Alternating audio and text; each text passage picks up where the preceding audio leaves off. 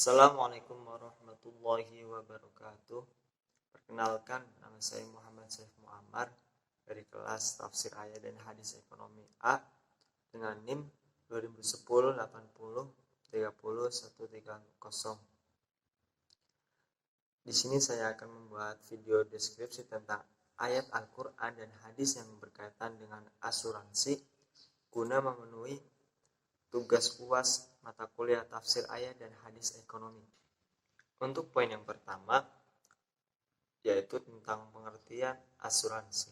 Secara etimologi, asuransi berasal dari bahasa Belanda yaitu asuriante yang bermakna tertanggung atau menanggung suatu kerugian. Kemudian, secara terminologi, asuransi berarti jasa keuangan yang dengan menghimpun dana melalui pengumpulan premi asuransi dan memberikan perlindungan kepada pemakai jasa asuransi tersebut. Kemudian menurut beberapa tokoh ulama seperti Abdul Manan, seorang ahli ekonomi Islam, mengatakan hakikat asuransi terletak pada dihilangkannya risiko kerugian yang tak tentu bagi gabungan sejumlah orang. Nah, sebelum masuk ke tafsir dan hadis tentang asuransi, kita perlu mengetahui akad-akad dalam asuransi. Akad-akad tersebut diantaranya yaitu yang pertama ada akad muawalat. Akad muawalat adalah akad antara dua orang yang tidak terikat hubungan nasab atau keturunan yang salah satunya mengcover musibah pertanggungan diat terhadap peristiwa pembunuhan. Kemudian yang kedua itu ada akad tabarruk, yaitu akad yang didasarkan atas pemberian dan pertolongan dari satu pihak kepada pihak lain. Akad ini merupakan bagian dari tabadul hak atau pemindahan hak.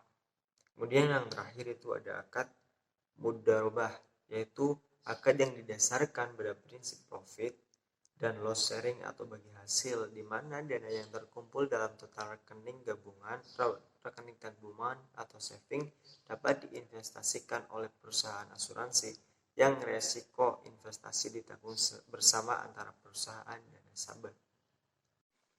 Nah, untuk poin yang berikutnya yaitu poin yang utama, yaitu tentang tafsir dan hadis tentang asuransi. Untuk yang pertama yaitu tafsir ayat asuransi, saya ambil dari Quran surat Al-Nisa ayat 9. Namun apabila dilihat sepintas dalam Al-Quran, memang tidak ada ayat yang tegas dan jelas yang menerangkan tentang asuransi. Namun Al-Quran tetap menerangkan nilai-nilai yang berkaitan dengan asuransi, seperti tolong-menolong dan kerjasama, ataupun yang memiliki muatan nilai-nilai yang ada dalam praktek asuransi. Di sini saya mengambil dari Quran surat An-Nisa ayat 9 yang berbunyi sebagai berikut. Bismillahirrahmanirrahim. Wal yashalladzina law taraku min khalfihim dzurriyyatan dhi'afan khafu 'alaihim falyattaqullaha wal yaqulu qawlan sadida. Yang artinya, dan hendaklah takut kepada Allah orang-orang yang sekiranya mereka meninggalkan keturunan yang lemah di belakang mereka, yang mereka khawatir terhadap kesejahteraannya. Oleh sebab itu, hendaklah mereka bertakwa kepada Allah dan hendaklah mereka berbicara dengan tutur kata yang benar. Dalam tafsir Al-Misbah karangan Muhammad Quraish Shihab dijelaskan penafsiran surat An-Nisa ayat 9 sebagai berikut. Dan hendaklah orang-orang yang memberi aneka nasihat kepada pemilik harta agar membagikan hartanya kepada orang lain sehingga anak-anaknya terbengkalai. Hendaklah mereka membayangkan seandainya mereka meninggalkan di belakang mereka, yakni setelah kematian mereka, anak-anak yang lemah karena masih kecil atau tidak memiliki harta, yang mereka khawatir terhadap kesejahteraan atau penganiayaan atas mereka, yakni anak-anak yang lemah itu. Apakah jika keadaan serupa mereka alami, mereka akan menerima nasihat-nasihat seperti yang mereka berikan itu? Tentu saja tidak, karena hendaklah mereka takut kepada Allah atau keadaan anak-anak mereka di masa depan. Oleh sebab itu, hendaklah mereka bertakwa kepada Allah dan mengindahkan sekuat kemampuan seluruh perintahnya dan menjauhi larangannya. dan hendaklah mereka mengucapkan perkataan yang benar lagi tepat. Dapat disimpulkan bahwa kehidupan kita tidak hanya selesai pada kita, namun akan berlanjut ke generasi yang berikutnya. Maka mendidik mereka agar mampu menjadi khalifah fil ard dan kebanggaan Rasulullah kelak di hari kiamat adalah tanggung jawab kita sebagai pendahulu. Kemudian korelasi tentang surat An-Nisa ayat 9 dengan nilai pendidikan ekonomi dalam surat An-Nisa ayat 9 dikatakan, janganlah kamu meninggalkan keluargamu dalam keadaan yang lemah. Maksudnya di sini setiap orang tua haruslah membekali anak-anaknya dengan ekonomi yang memadai agar keturunannya ke depan tidak terlantar dan dalam keadaan lemah. Nah, untuk yang selanjutnya yaitu hadis tentang asuransi. Di sini saya mengambil hadis dari hadis riwayat Bukhari yang artinya sebagai berikut. Diriwayatkan oleh Abu Hurairah radhiyallahu anhu yang mengatakan, pernah dua wanita dari suku Husail bertikai ketika seseorang dari mereka memukul yang lain dengan batu yang mengakibatkan kematian wanita itu dan janin di dalam rahimnya. Pewaris korban membawa kejadian itu ke pengadilan Nabi Muhammad SAW yang memberikan keputusan bahwa kompensasi bagi pembunuh anak bayi adalah membebaskan seorang budak laki-laki atau perempuan. Sedangkan kompensasi atas membunuh wanita adalah uang darah atau diat yang harus dibayar oleh akilah dari yang tertuduh. Hadis atas menjelaskan tentang praktek akilah yang telah menjadi tradisi di masyarakat Arab.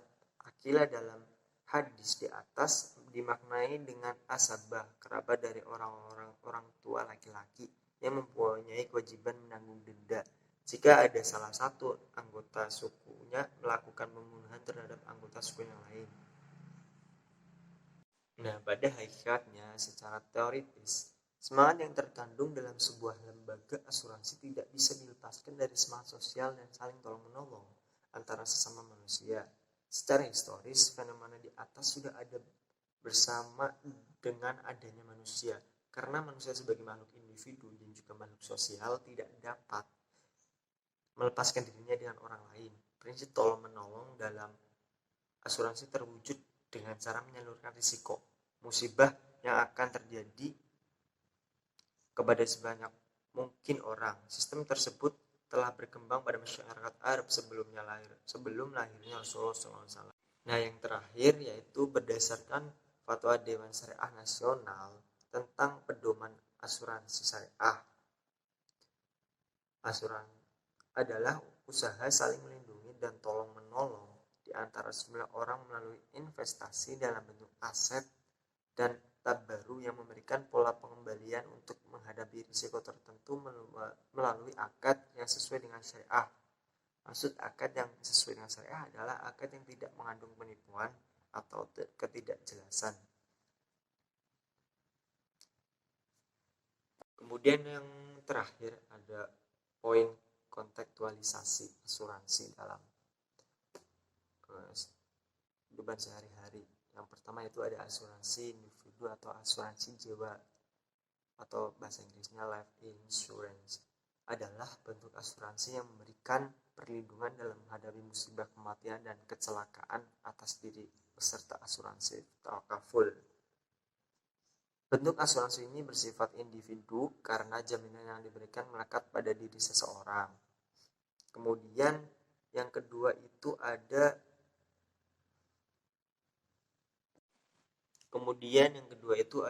asuransi umum atau general insurance. Adalah bentuk asuransi syariah yang memberikan perlindungan finansial untuk mengantisipasi kerugian atas harta benda milik peserta takaful. Klaim takaful yang akan dibayarkan kepada peserta yang mengalami musibah hingga menimbulkan kerugian dalam bentuk harta benda suatu sesuai dengan perhitungan yang wajar. Nah, demikian deskripsi tentang ayat dan hadis ekonomi yang berkaitan dengan asuransi dari saya. Semoga bermanfaat. Apabila ada tutur kata yang kurang berkenan, saya mohon maaf yang sebesar-besarnya. Wabillahi taufiq wal hidayah. Wassalamualaikum warahmatullahi wabarakatuh.